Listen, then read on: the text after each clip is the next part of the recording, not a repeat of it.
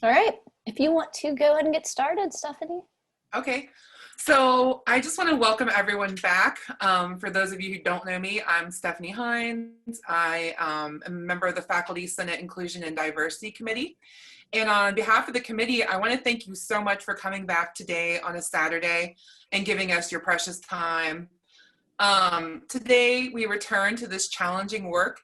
Some of us are exhausted, some of us are invigorated, we're excited, but there's no correct way to feel. But what I know is that we keep coming back and we keep pushing forward. And I want to thank everyone who's here today to listen, participate, to actively create the changes necessary to bring about equity and inclusion in our community. And this is a community that we want to be rich in diversity and based in equity. And I can't express how much it matters that we're all working together with the common goal of fighting back against racism.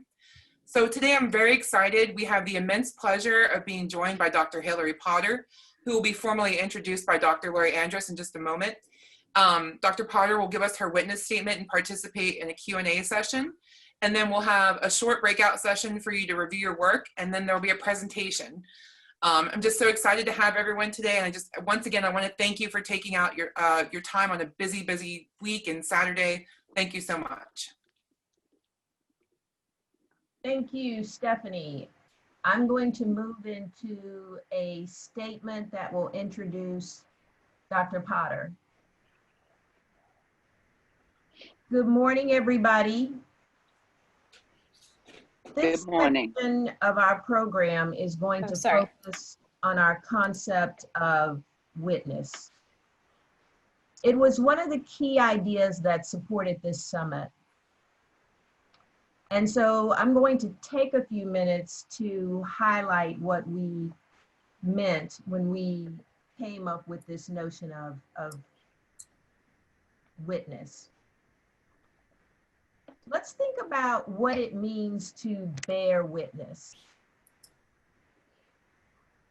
As a society operating in the 21st century, bearing witness is all about technology and the ability or the right, and some would say the responsibility of everyone to watch, record, testify, and protest offenses to social justice, liberty, the pursuit of happiness, freedom, and in far too many cases, life. And we are thinking right now of George Floyd and Breonna Taylor. But if you go back to 1955, in the case of Emmett Till, we experienced witnessing when his mother decided to bury his brutalized body in an open cabinet, an open coffin. And she called forth people to witness, to bear witness to what had happened. In the academic setting, I can't help but to think of witness as having a double meaning that is often not fulfilled. In the academic setting, we teach about and uphold as sacred objectivity. But what is this objectivity in the face of serving as a witness? To me, it has seemed that being in an academic setting, focusing on objectivity, has called upon us to bear witness to our intellectual and scholarly pursuits absent ourselves. We are asked to extract ourselves from the process of witnessing. But is that really possible? Is it intellectually ethical or honest to hold ourselves as separate from our pursuits? Those that would adhere to bearing witness absent themselves, to me, have always been a puzzle, something that's not quite achievable. And others might say that's even dangerous, because what person would deny themselves as they seek the truth, whether it is scholarly truth or academic truth or the social justice of truth? In this objectivity that we teach and seek in our academic setting, the transaction becomes one-sided, even an abuse of position or power. As an academic institution, our practices, both administratively and scholarly, should bear witness in a reciprocal way that submits who we are to scrutiny. To do less is to engage in a myth, or as James Baldwin might say, the lie. So if we, faculty, staff, students, and community, are locked in a myth of objectivity or neutrality where one party, the institutional leader, professes to be objective, fundamentally good and innocent, which allows the institution to avoid facing the truth about its unjust treatment of red, black, and brown people and how it deforms the soul of the institution, how do we act in that place that embraces what James Baldwin called the lie? How do we function in that space and seek clarity, honesty, and engagement? For in the end, to be ethical, the watcher must also be willing to be watched. The witness, for fear of abuses or loss of authenticity, must subject themselves to being witnessed if the social process is to be moral or ethical. To be an honest witness, we must bring ourselves to the task at hand. We must reveal ourselves and ask for understanding and an exchange based on equal footing with those that we would study or lead or seek to engage with institutionally and in our communities. Our Senate Faculty Committee on Inclusion and Diversity decided to both bear witness and be witnessed. We decided to entrust the act of seeing ourselves, our actions, and pursuits to a witness. In doing so, we are seeking honest engagement between ourselves and the institution. It is our fervent wish that the institution will respond in kind.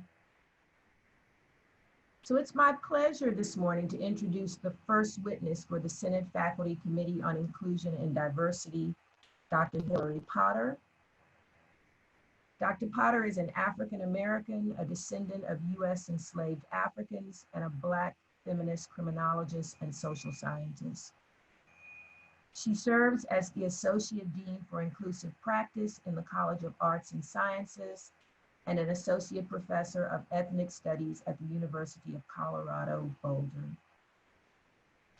Dr. Potter holds a BA and a PhD in Sociology from University of Colorado Boulder and an MA in Criminal Justice from the John Jay College of Criminal Justice in the City University of New York. Her research focuses on critical analysis of the intersections of race, gender, and class as they relate to crime and violence. Her current projects include research on intimate and state violence against Black women, including a 5-year-long ethnography in Ferguson, St. Louis, Missouri. I am pleased to introduce Dr. Potter, and as they say in the courtroom, at least on TV, your witness, Dr. Potter. Thank you, Lori, Dr. Andrus. Thank you for those powerful words.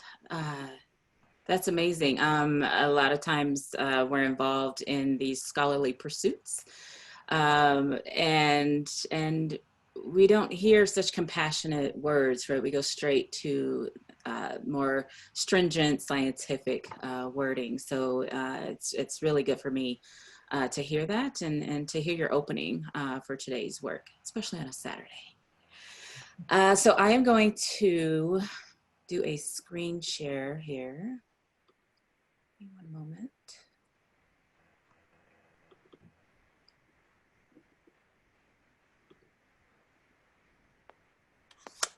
Can y'all see that okay? Great, thank you. Yes. So yes, thank you, Lori, Carrie, and other members of the Planning Committee for even considering me in this capacity. I have served as witness to my own institution, and as some of you may know, and I didn't realize until yesterday actually, that your current president was the president at my institution when I was in undergrad. So as soon as someone mentioned his name, I was like, wait, is that the same President Gee? So somehow, I'm not even sure how I remember, because when I was an undergrad, that I was thinking that high up as far as administration goes.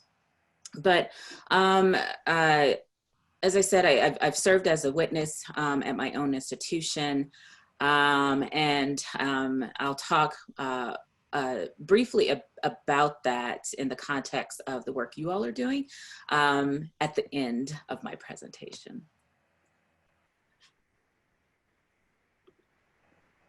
So I just want to throw this up here, your purpose that you shared, that the Planning Committee shared with the attendees and participants in this summit, that the purpose of the summit is to establish a sustained, transparent dialogue between leadership and minoritized faculty, staff, students, and community members that make up the entire West Virginia University community. For me, I view your work over these 2 days as certainly the first crucial and positive step in getting to that point. And as I move forward, I have a couple questions that I'll put out to you, and if you want to call them suggestions. But some of these, I know, if not all of them, several of you have already been thinking through these things. It's just a point of coming together and figuring out how to push your voice to the upper administration, put your voice out there more. So these were the themes out of the amazing comments that were made on in Mural on those sticky notes yesterday that the Planning Committee put together and that you all worked in the groups together and covered.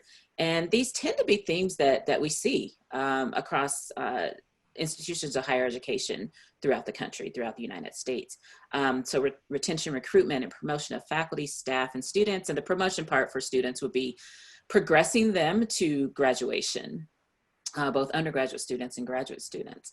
Accountability, what we all certainly need, and figuring out how to hold not just upper administration accountable, but tenured faculty members. So individuals who can get by with doing certain things, and it takes, as the saying still goes, an act of Congress to get rid of a tenured faculty member. So how do we hold folks like that accountable who have these jobs for life? How do we hold accountable even our students? And what is their role as students in the institution?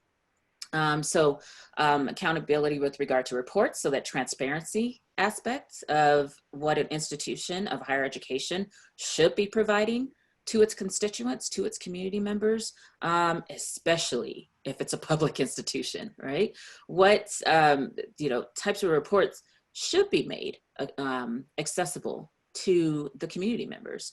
Metrics, I'll talk a little, focus a little bit on that in my comments today. Increased enrollment and progress of students of color or Indigenous students, and measuring the climate, the social climate, as well as the culture.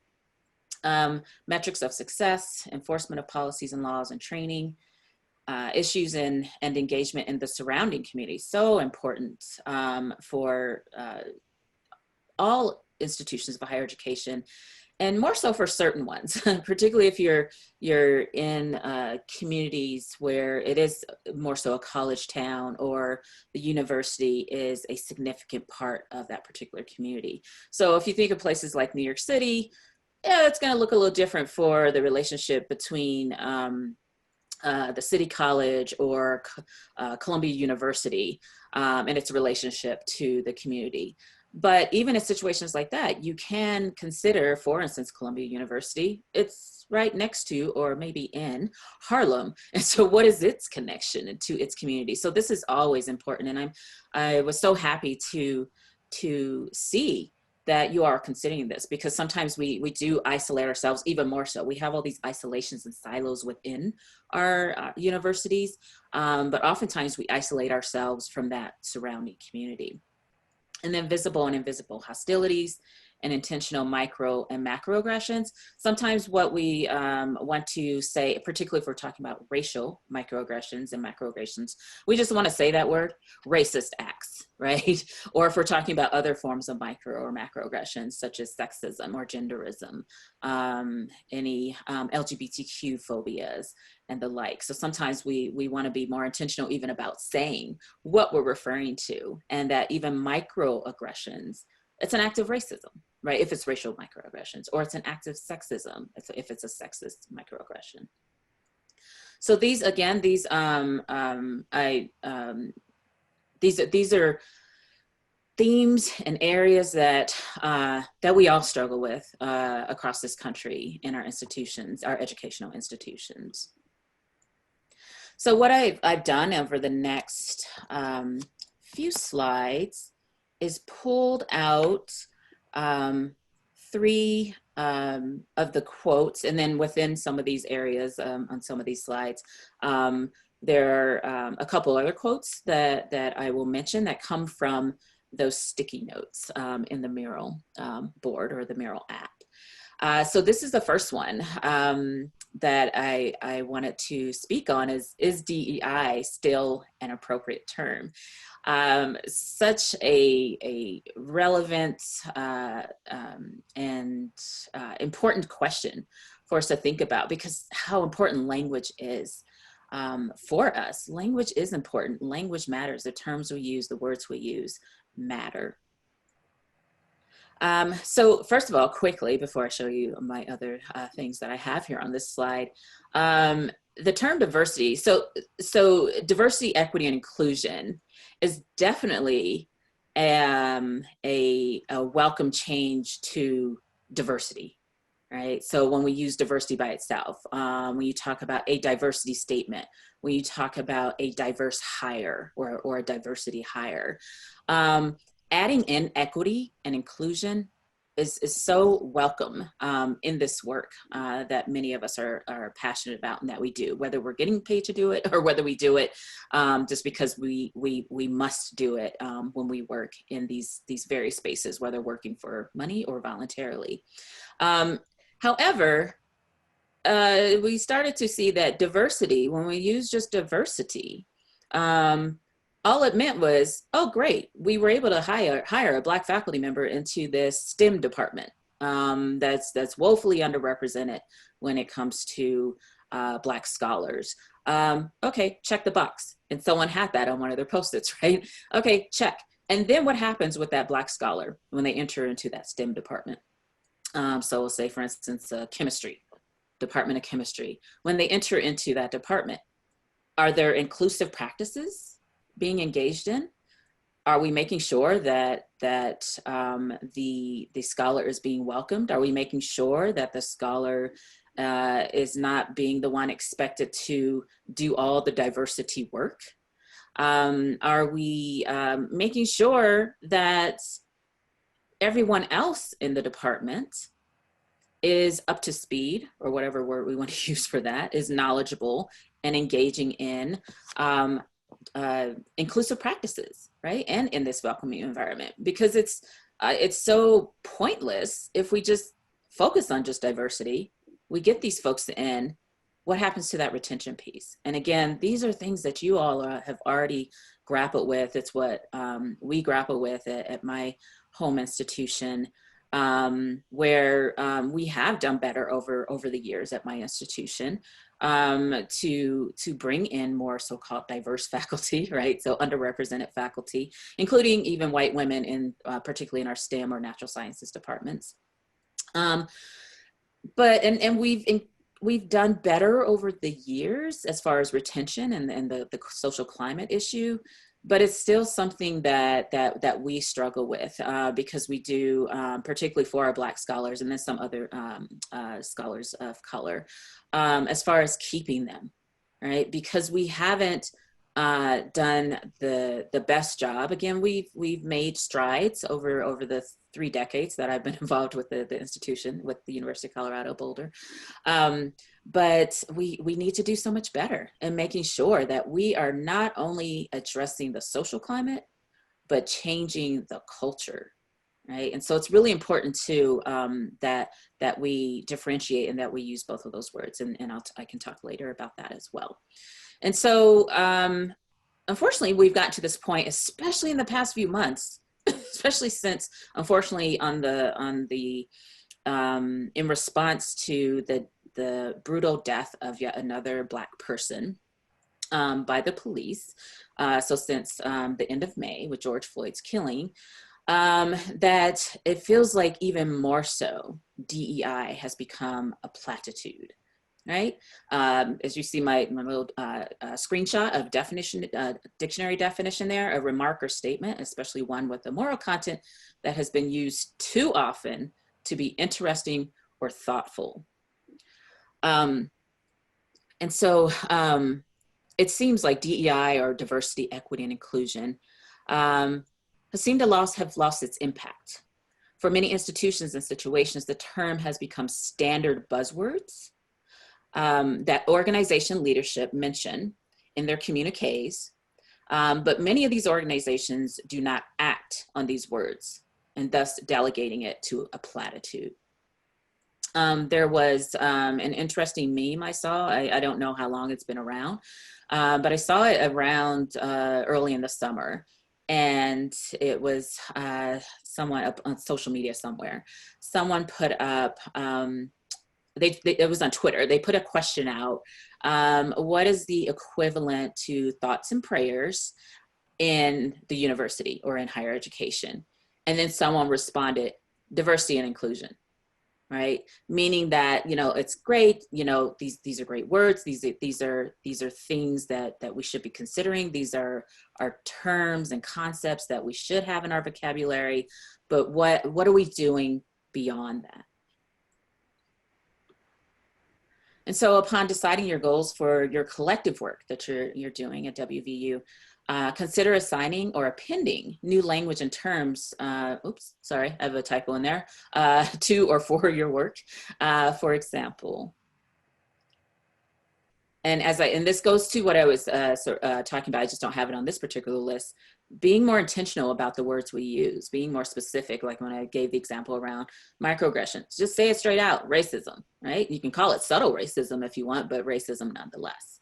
So for instance, considering use of terms such as anti-racist, and it depends on what the type of work is, what you're doing. For instance, one of the student groups, one of the more newly formed student groups since George Floyd's killing at my campus, they put out what they call an anti-racist creed that they are pushing for faculty or departments or a college or school or the actual just campus, the entire campus, to adopt on being an anti-racist.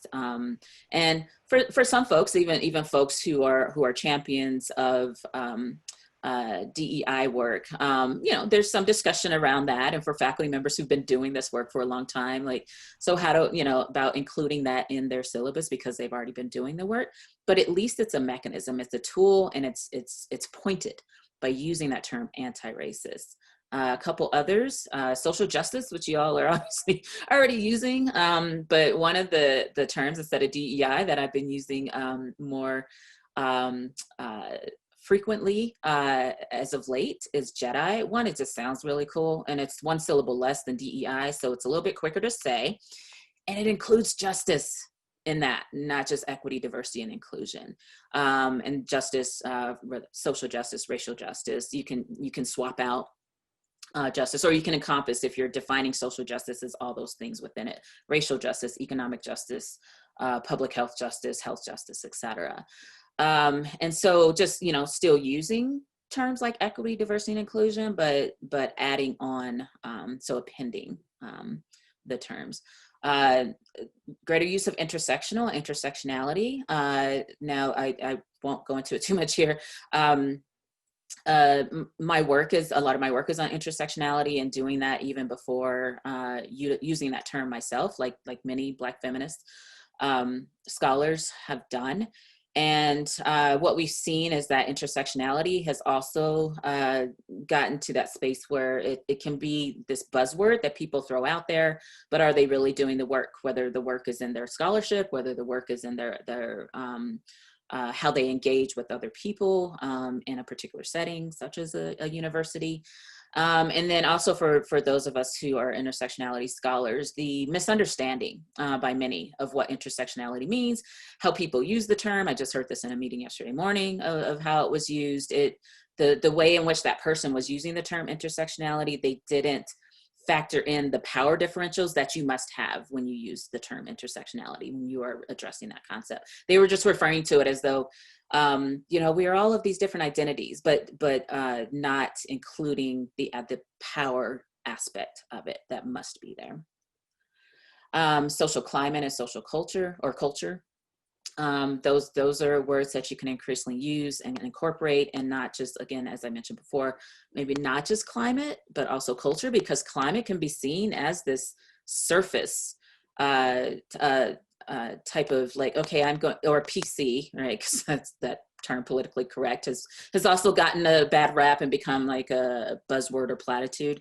And it can be, okay, as long as I just act like I respect this person, but I don't really respect this person, which is that the latter, which will show up in the actions, whether it's in a tenure case or whatever the case may be.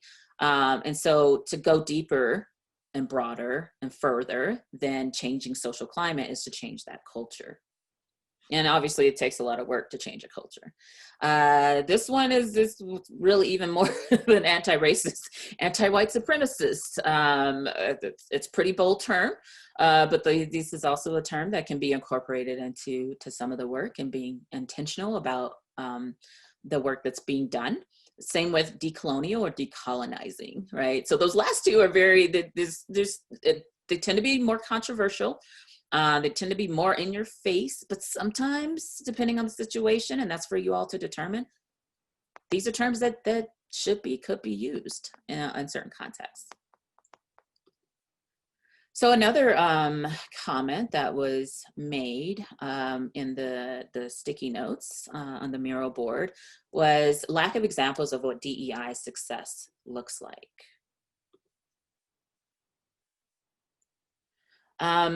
And so one of the things which I'm sure several of you have already done is to source those successes. And I think it feels like it's embedded in that comment, right? That there are lack of examples, maybe, and I'm inferring, I don't know, I'm not sure who wrote this. I don't know what their full narrative is, but is that there are lack of examples that this person knows that there are successes out there at other institutions, but that they are not being incorporated into the WVU community. So it's important to source those successes. Second here. Is to source those successes to find them, make them available to others. Some of the issues with this is that often the successes are, and not all of them, are reported in like scholarly journal articles, which a lot of folks just, they don't have the the time they want to spend on it to read those. And so even taking information from that and making fact sheets, right? But pointing to, right, how we often do in these scholarly institutions, right, citing that work. So for those who do want to read further, but pulling the main points from those examples of success. And it also needs to be because not all examples are going to work for you. It has to be a similar institution or a similarly situated institution. So possibly something that we do out in the West at University of Colorado Boulder that is seeming successful working for us might not work in your location of the country, right? Something that's locally somewhere nearby, if there's a private institution that has a couple thousand students, may or may not be religiously affiliated. They have a particular success for a couple of different reasons. Also may not work the best at your institution. So sometimes it's also helpful to be pointed in, okay, do they have similar challenges that we have? Do they have similar demographics that we have? Demand and gather historical data. So it's a public institution, right? Hell, even if it was a private institution, if there's information, if there are data you are not receiving, you are not getting, ask for it, put in demand that if there's an issue around human resources, and everything's difficult because of COVID right now around budget and everything, but you can start demanding such things now is having a staff member who works in maybe some type of whatever office you have on your campus that handles the data, so data analytics or whatever the office may be called, institutional research, to ask that's a staff member, that part of their profile of what they do, put a percentage on it, that they be reassigned for part of their job or their full job to focus on gathering this information. And it's helpful to have that historical piece as well.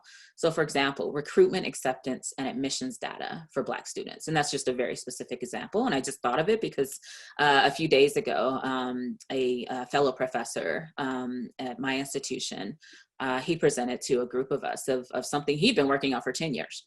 Around this, and he has a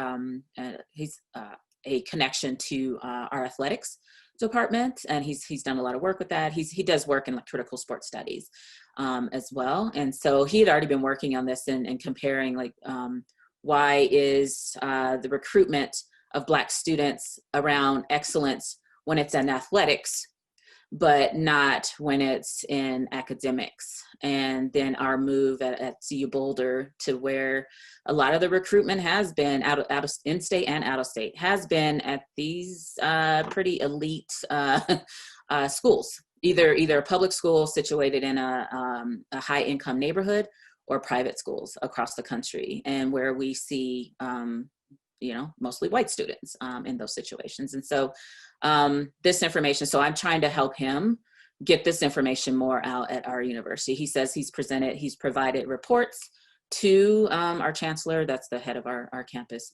And then we have a president about that, which is what Guy was for our entire University of Colorado system. He said he's presented reports over the past couple years, this particular report, to upper administration, and I was like, that's interesting. Okay, well, maybe let's try again and do it in this format where you're actually presenting this PowerPoint to them and doing it in one of our administration meetings, like our provost chairs and directors meetings and things like that. So that's the thing too, is once you get this information, making sure it's being disseminated to the masses.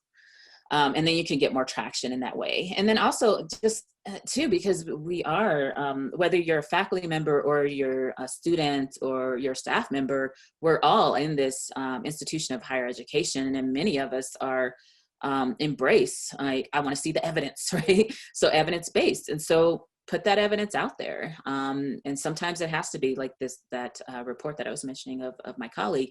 It was data rich, and it can get a little boring through it, but it's information that needs to be disseminated. Identify policies intended to protect marginalized individuals, but are not being used in that manner, because we have many around, around Title IX and the like.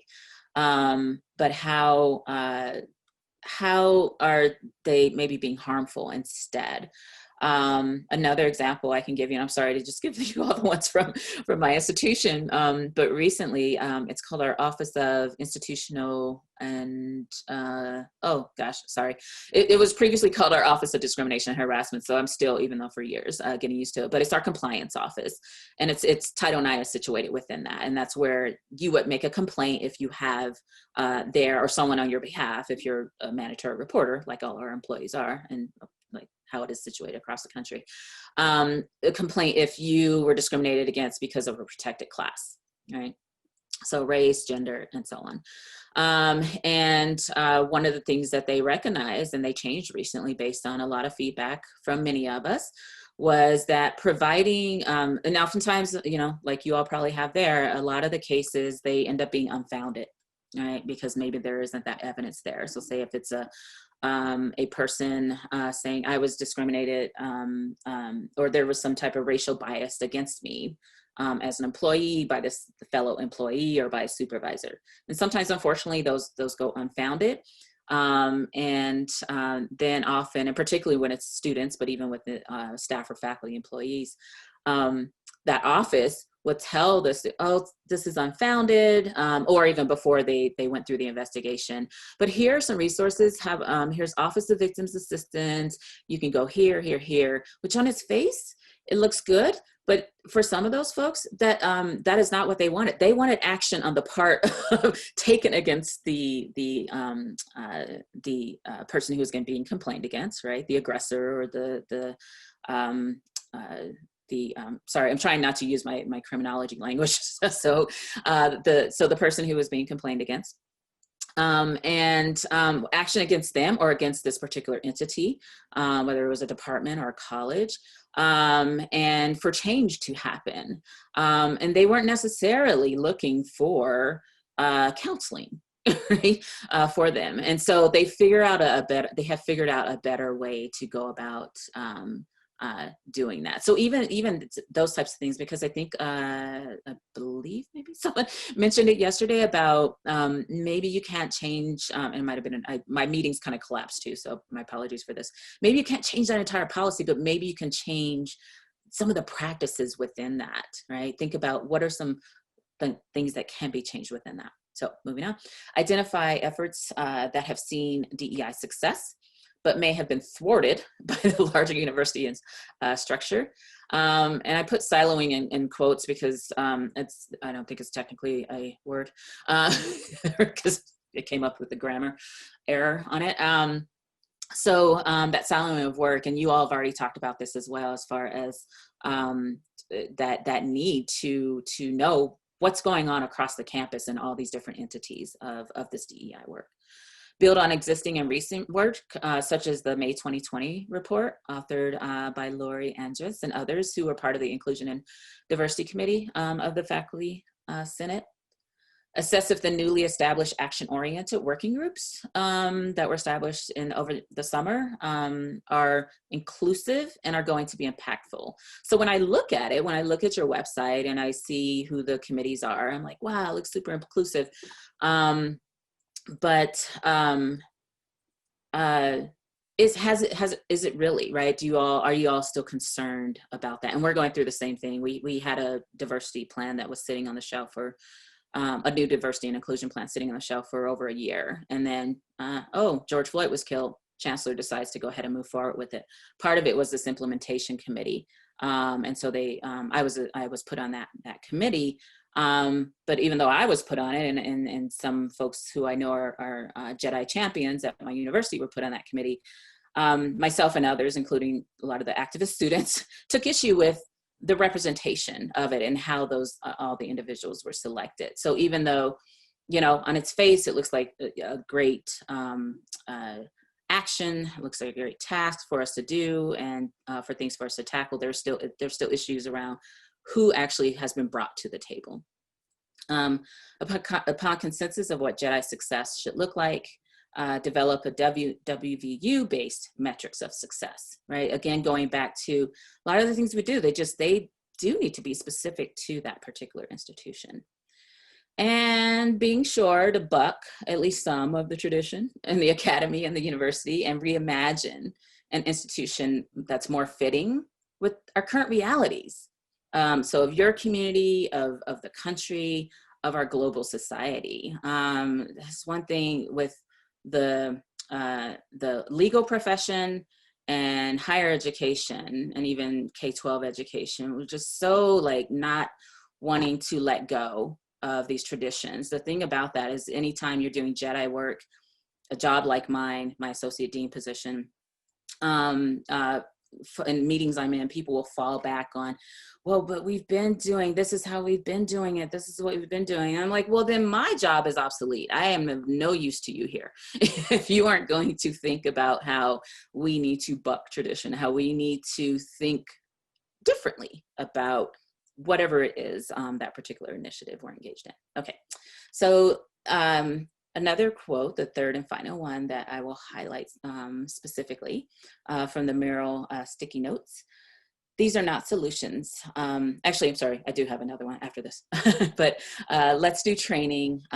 Let's provide resources. So culture shifts or changes are necessary, of course, for success, right? We know that. And speaking specifically about the trainings, yeah, a one-off training can be ineffective with certain constituents, and many even in the choir, right? So I would imagine those of us sitting here, right? So the choir, right, preaching to the choir for that colloquialism, are in need of ongoing coaching and education to be reminded of or to learn how to incorporate the concepts, right? Because you get a lot of stuff thrown at you in that 1 hour training or that 2 hour training. And it is, I mean, even for me, right? It's possible that, oh, the next week, the next month, like, oh yeah, I remember there was something good, or you remember 1 or 2 things and you don't remember the rest. Unless you go back to the training materials and you remind yourself of that. So let's think about this in the same way. I mean, that's the irony of it at our institutions of higher ed, that we have semesters or if it's on a quarter system, that's at least 10 weeks. A student is, or around 10 weeks, right? 8 to 10 weeks or so, depends on the institution, that they're in a class learning a particular subject, right? Or if it's a semester over the course of 15 to 16 weeks, that they're in a class, multiple classes, but that one class, that time to learn something on this day, a couple days a week, have a few days off, let's revisit it, let's go back to it, let's revisit it at the midterm, let's revisit it at the final, right? That's our normal way that we educate ourselves on a lot of topics. So why are we saying for trainings that, okay, you can understand sexual harassment in 1 hour and not be a sexual harasser, right? Or not be complicit in that, or not be a bystander of sexual and not do anything. So it takes more. So trainings, yeah, by themselves, they can be useless, pointless. Same with providing resources. There's just much more that has to follow. So ongoing coaching and education is necessary. And there are a variety of ways that can happen. So then we have the quote, which I've been using for several years, by John Lewis, recently passed a few months ago. Never ever be afraid to make some noise and get in good trouble, necessary trouble. So this is me. I get in trouble a lot. So I would have a meeting next week because something, I don't even know what it's about, but somebody said I said something or whatever. And it was just the way it was framed was, you're not a team player in DEI issues. I'm like, well, that doesn't, I don't understand what that means. Because of the work I do and the passion. And I'm laughing now, but I was not when I was told this a couple of weeks ago. It literally brought me to tears, which was upsetting because I do have that facade and recognize that as a Black woman, that I don't want people to see me crying in professional settings outside of my family or a close group of Black women. I don't want to show that weakness. So I still have that, at 51 years of age, I'm still hung up on that piece. But by even being able to say it here, obviously I'm starting to let go of that. But it was very upsetting to me because when I was in undergrad at CU Boulder, it was a very traumatic experience for me. And I left there saying, I will never, ever return to Boulder or CU Boulder ever again. And so here I am, a tenure track professor, right? In the administration. I was away for 10 years. I wasn't ready to leave the state of Colorado. When I had lived in New York City for a few years, I came back home, and then I decided I wanted to get my PhD because I started teaching at a state college here in Denver, and I live in Denver, not in Boulder. And that's when I decided I want to get that ultimate degree, and I want to go ahead. My talents might be better served as a professor than a probation officer, which is what I was doing. That was my final job that I had worked in those 10 years. Working in the criminal legal system. And there were only so many options here in the state of Colorado that I had for a PhD in my area. And so I decided, okay, I'm going to go to CU Boulder to get my PhD, but I'm going to be in and out. And I was able to do my PhD in like 3 years and a few months. Still like, I need to get up out of here. Right. But toward the end of that, eventually not too long after that, I was offered a position, and it was a so-called diverse hire. It wasn't an open search or the like. So then there were all the struggles with that after that. But when I signed on as a faculty member, I said to myself, I didn't broadcast it. I said, if I'm going to be a faculty member here, I'm going to do everything I can to make sure that no Black student, no other student of color, no other marginalized or underrepresented student has the experience that I had when I was an undergrad. And because of that, I was on like, I don't know how many diversity committees and all the different work I was doing, and outspoken, even as an assistant professor.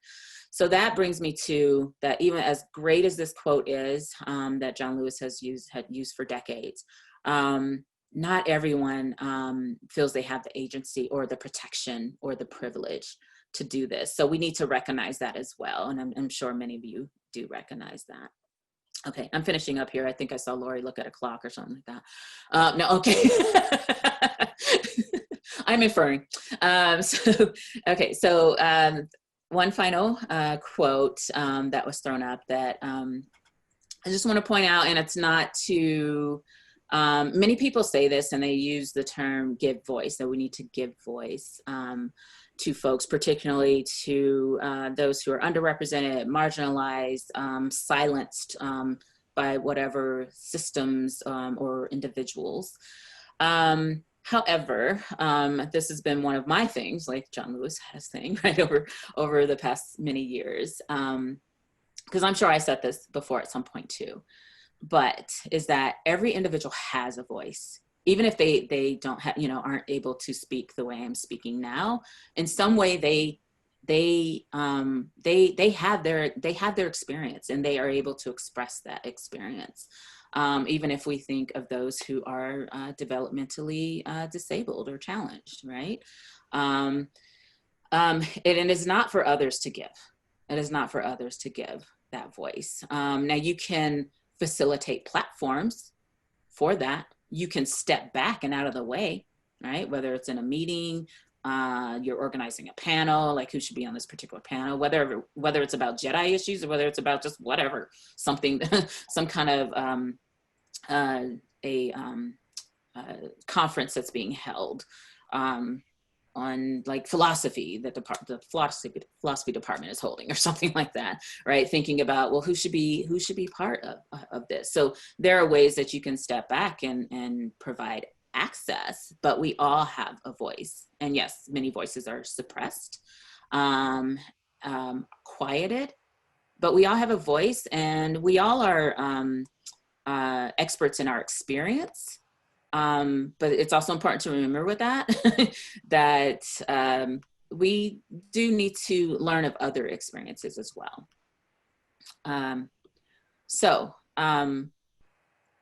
It's a critical mass for affecting change related to this. We often use that term, and we think, oh, we got to have the numbers. Oh, not enough of us are here. Oh, I'm not sure how many people are online right now. I keep seeing folks pop in, but I don't think it's up to the number yesterday. There could be other things going on for why that is.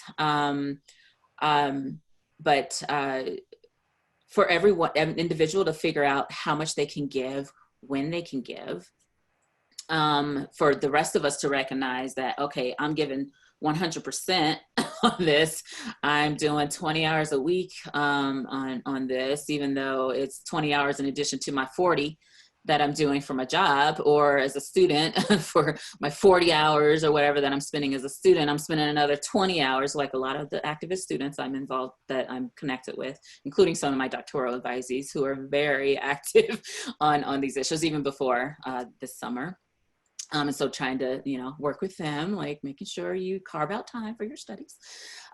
So recognizing that we all have different contributions, different levels of contribution, and that critical mass sometimes it's going to be a small number of people, right? There are thousands of people who go to protests, and then when it comes down to some of the actual work, sometimes you just have to recognize that there oftentimes is that core group. It could be 10 folks, right, who are working on this. And as an aside, that's what recognizing that in my 5 years long ethnography in Ferguson in the wake of Michael Brown's death or killing. So a critical mass for affecting change can comprise a relatively small but forceful number of community members, including students who should recognize the power they have to affect change in institutions. And some of the work that I'm doing with students and reminding them, and I think I mentioned this to Lori in a separate conversation before today, I said, well, students, could you please raise the issue of faculty of color too?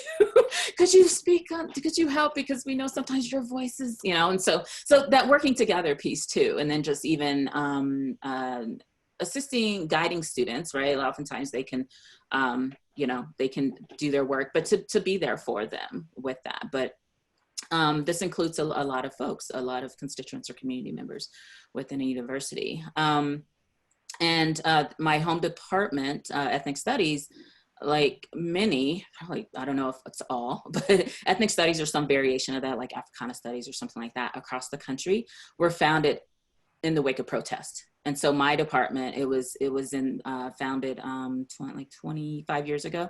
And thereafter, students had asked for a department of ethnic studies to be established. University was like, no, whatever they were saying. And those students, they went on a hunger strike. So I'm not suggesting that to any students who may be sitting in the room or anything like that. So I don't want to, it's up to you to come up with what those efforts are. But that's what it took for my department to become a department. And it was because of students, because faculty were also asking for this, but it wasn't until those students took action. And then a critical mass for affecting change does not have to be and should not be only those belonging to the marginalized groups, which we all know, and I know many of you recognize that here, that it takes, sometimes it's the word allies, that's also feels like it's become like this buzzy word that has lost some of its meaning. Some activists, whether more so I've seen outside the university, started, I don't know how long ago, but several years ago, started using the term accomplice for like white allies in the fight against racial or for racial justice and against state violence and the like. And so they use the term accomplice, and some of the white allies will use the term that I'm an accomplice because I'm standing right here ready to get, fight this fight with you. But then there are also some negative connotations to accomplice related to the criminal legal system. So, so whatever term you want to use, but recognizing that it takes a lot of folks, and that the marginalized, the folks who belong to marginalized groups, folks of color, Indigenous folks, LGBTQ folks, that we can't do all the work, right? And sometimes we don't even have access, right, to certain settings, to certain tables. We don't even have a seat at the table to even bring up these issues, to be progressive and to force change within our institution. So thank you. I will stop there. Thank you so much, Hillary. Really appreciate that. And I am going to now lead us, some would call it a Q&A. I'm going to call it a conversation, because I think we want to explore some of the ideas and the concepts. At the moment, I'm going to bracket some of these ideas into large sections. I can't guarantee that they will stay this way, but there's a conversation around coaching, mentoring, and training. And what do those terms mean? There is a strong faction of us that believes that, as you indicated, trainings are not effective if we do them in a traditional manner. So I want to bracket that conversation.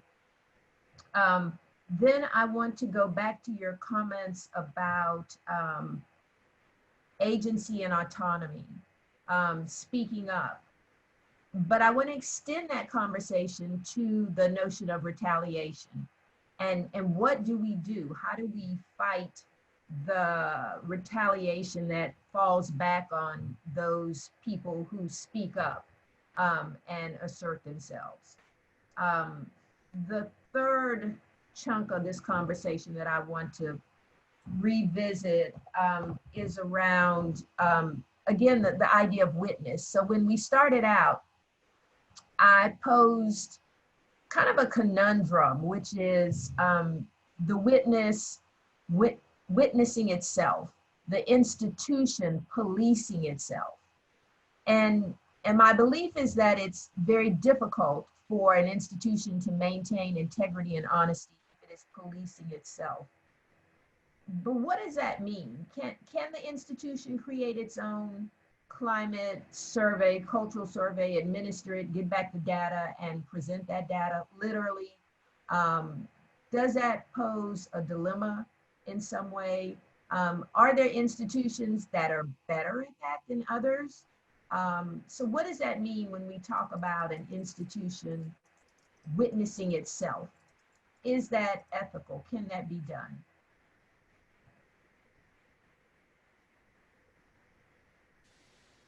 Lori, can I say something? Sure. I didn't know if you wanted us to text or speak, but I speak faster than I text. You know, I wrote that about we must do it ourselves, but do you know what?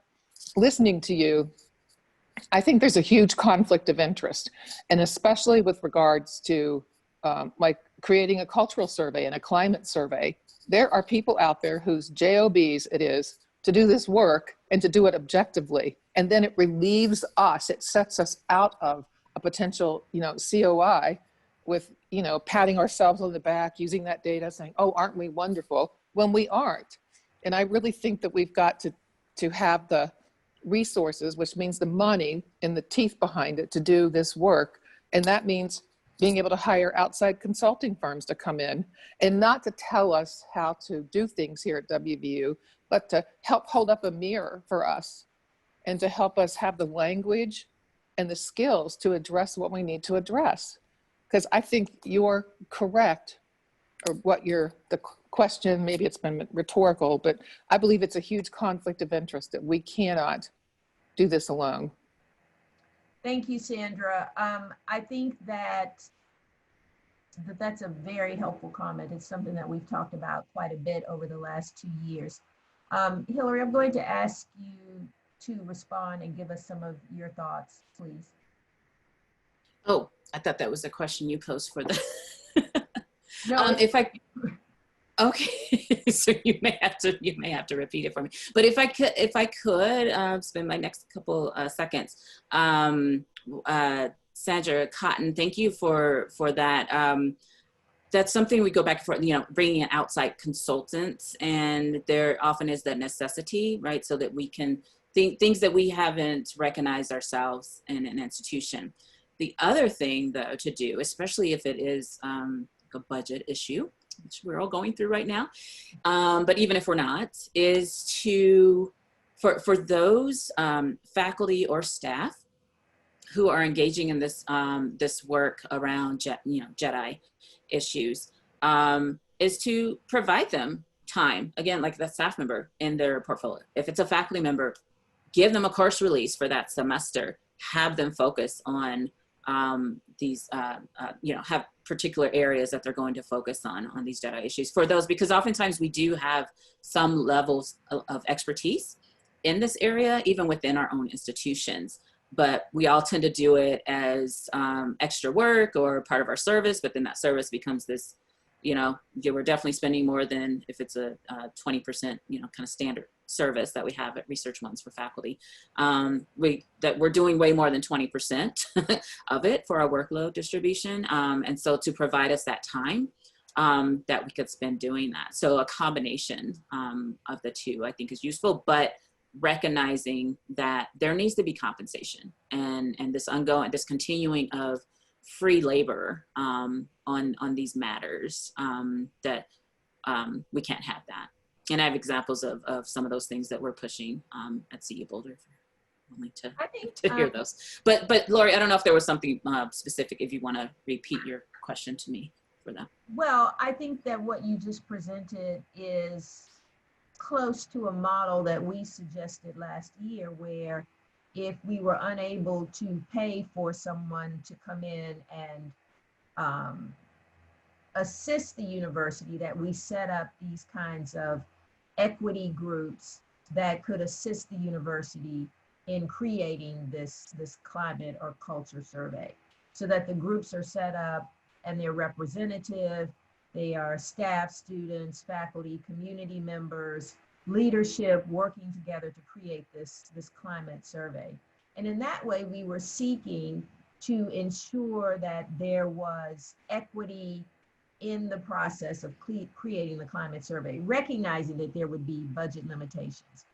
And I think your idea that faculty get a course release or be compensated in some way for doing that work is one that we've also talked about a great deal. And I know that that's something that we're interested in pursuing. Can I move now, Hillary, to another section that you talked about, and it was agency and voice. But I want to connect that to retaliation. And I'm curious about your observations about that. What kind of situations have you seen? Are there measures that have been taken to try to ensure that faculty are protected in some way, or members of the community or students who choose to speak out? I think it's it can be very subtle, but can you speak to some of your experiences with that? A lot of it seems to come down to having that support. So for that member of the community, whether student, faculty, or staff member, speaking out on these issues and experiencing some form of retaliation, the experiences I've seen and have been witness to from hearing narratives or stories from part of my network outside of CU, is that having other people rise up and speak on behalf, to support and say, hey, I'm supporting this person. They've made me aware of the situation. Sometimes even that, right? I'm supporting their experience. And particularly if it's, say, if you have someone who's being retaliated against and they are in those less privileged power structure, part of the power structure. So if it's a untenured faculty member or a non-tenured track faculty member, if it's a graduate student, because oftentimes graduate students are situated lower on that power structure, or just much more vulnerable. And oftentimes what generally what I've seen as far as being able to protect that person from that retaliation is having support from others, and particularly others who are situated in those higher levels of privilege, right? So if it's a tenured faculty members, if it is someone from the administration who's willing to speak out and speak on behalf and support, even if it's to the extent of, hey, I don't know the entire story of what happens, but I'm here to make sure that this member of our community who has informed me that they have been retaliated against, or even if we're not using that word, right, that this was the response to what they did. I'm here to make sure that that everyone, or at least that this person is being protected and that this person is being heard.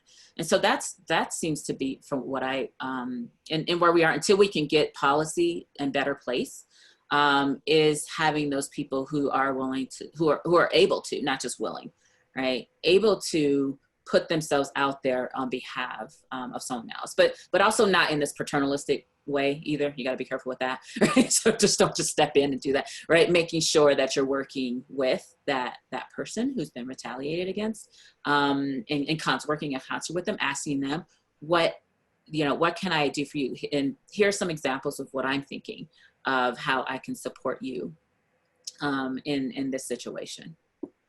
I think I have seen that kind of model where people who have a higher level of power step in and assist, counsel, provide guidance, and that can be very helpful. But the idea of retaliation is a slippery slope in terms of how tangible it is, evidence and proof, and so on and so forth. It's very difficult. And one other thing with that, and I had it in my, I forget, I was going to mention it somewhere, so that with some of these different things that y'all are working is using the policies. This is weird to say it like this: using the policies against the organization, right? Using the statements against the organ. It sounds weird to say it like that. So, for instance, you know, just like everyone else, right? Our chancellor, vice chancellor, our vice chancellor, who's the provost as well, put out statements in June, broader and bigger than they had in the past. And then as things progressed over the summer, we're like, yeah, this here that you're doing, it actually contradicts with what you said you were going to do, right? Or this here that you're not doing, it contradicts what you said you were going to do by this point, by the start of the semester. And so that folks have taken, right? And they take direct quotes from those statements. So you can do that same thing too, as far as policy around retaliation. Like, this person is being retaliated. It says here, right here in our policies. So I'm here as well to make sure that we are following this particular policy that we have around retaliation, and that it's not acceptable that you can actually get another, I don't know, I was going to say charge, right? Complaint written up against you, or some type of action against you for retaliating. And so so I'm here to make sure that those processes are being followed through based on what we have policy. So sometimes we want to take that policy that's been used against particularly a marginalized individual and kind of flip it around, right? And use it back on the person in power who's engaging in those retaliatory behaviors. I want to ask my colleague Stephanie to unmute herself and present this notion of trainings as we have discussed it. I think that Stephanie has a way of articulating that issue that could be helpful. Stephanie, can you speak to that, please?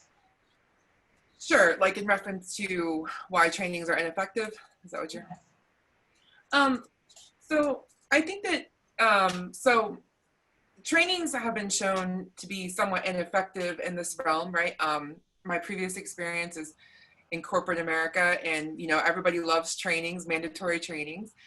But what we see is, I think what you mentioned before, Dr. Potter, is that it's often preaching to the choir, or we spend whole semesters, it's funny that you said that, on teaching one subject, but then we expect, you know, a couple hours or a couple modules to change people's hearts and minds, but there's no follow-up, there's no results. It's the same thing with mentoring, right? We love the word mentoring, but to what end? What's the result? What's the purpose, right? And so for me, I hate the word mentoring at this point in my life, because there's no purpose, and the same thing with training about racism, you know. You want to train people, but you don't acknowledge people's lived experiences or the reality of it. So how do we react to that? Thanks, Stephanie.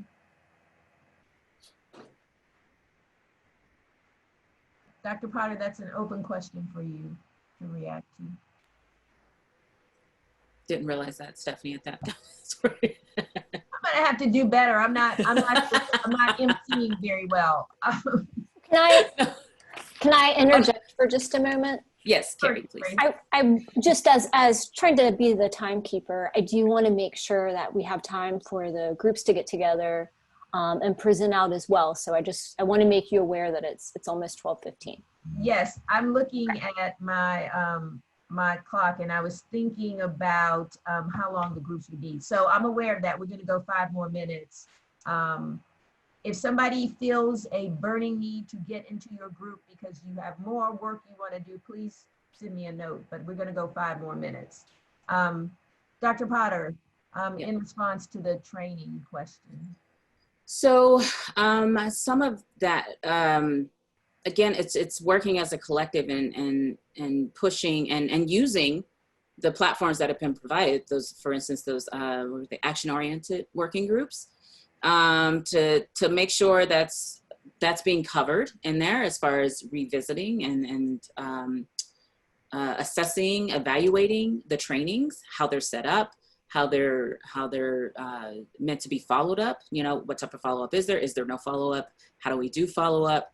Making sure suggestions are provided in that. So if it's something for faculty, for it's monthly faculty meetings that a department has to push, because a lot of this, you know, it can't necessarily be mandatory, but to find ways to, for instance, and start with the friendlies, right? Start with the departments that are ready to really do something, and present to the department leadership, hey, how about each month, every faculty meeting for 5 minutes, 10 minutes, you all review together a particular concept from this training. Well, first of all, you all do the training, make sure it's done at the outset, and then you follow up, but having a plan too. Don't just say, okay, we're supposed to be talking about this for 5 minutes, right? So actually having a plan of what those things you're going to cover, have it written up. So over the next, since we work on more 9 months than 12 months, right? Over the next 9 months, especially for faculty, 9 months, these are the things that we're going to the items that we're going to cover and review. The trainings themselves, are there ones that you all, more from a grassroots level, can develop, right? Not just the modules that are already presented, that are already provided to you, the mandatory ones that maybe HR or some other entity, upper administration entity or some other entity developed, sometimes even outside the university, right? There are all these different like Skillsoft type trainings and other corporations or organizations or corporations that have developed these trainings. What are some trainings that you can develop yourself, and knowing your community as well, like specific anti-racist training? So some of those we've done at CU, several actually we have that are available, and one that's even available on Coursera, so broadly, and I can provide you that information. And it's just an individual can go in and do this class, and they're building some additional classes that follow up from that. So even developing your own trainings that have it set in that it's not just the one-off, you do this training and then there needs to be follow-up, and then providing, saying we have consultants who can come in on that once a month to revisit these issues with you at 15 minutes at a time. And I say 5 or 10 minutes because if a faculty meeting's an hour, if a staff meeting's an hour, we know that there's tons of other stuff that we have to deal with in those meetings, right? But so there's only so much time folks will want to take for that. But it's also important too to tell them that, is this not important? I thought we said this was important. I thought we said Black Lives Matter. I thought we said, right? I thought we said we are going to be anti-racist. I thought we said, we were going to be supportive of all the marginalized and underrepresented communities on our campus. So I don't know, I think it's important that we can spend at least 15 minutes for each faculty meeting to set aside for these issues, to revisit these issues. So those are just a few comments that I have. Thank you so much. I just want to close this out and point out that with regard to trainings and mentoring and coaching, some of the best ongoing sustained models I have seen are for women at WVU. And specifically, they feel exclusive. There are trainings that have gone on since I have been at WVU for women to develop their leadership skills. Those are excellent models, but they are also exclusive of many people at the university. I'm going to close out and ask Carrie to take over. We are moving into group work, and we have a couple of ground rules, and we also have some directions for the small groups.